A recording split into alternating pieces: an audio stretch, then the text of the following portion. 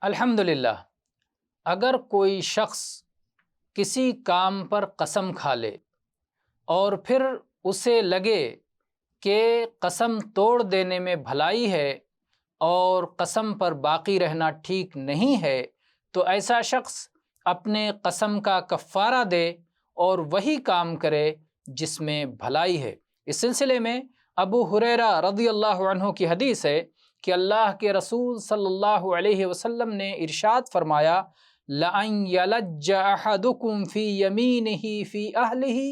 آثَمُ لَهُ عِنْدَ اللَّهِ تَعَالَى مِنْ أَن يُعْتِيَ كَفَّارَتَهُ الَّتِي فَرَضَ اللَّهُ عَلَيْهِ۔ یہ متفق علیہ حدیث ہے کہ کوئی شخص اپنے گھر والوں سے متعلق قسم کھا کر اسی پر اڑا رہے، اس میں اس کے اوپر اس بات سے زیادہ گناہ ہے کہ وہ اپنے قسم کا کفارہ دے دے جو اللہ تعالیٰ نے اس پر فرض کیا ہے۔ اس کا مفہوم یہ ہے کہ اگر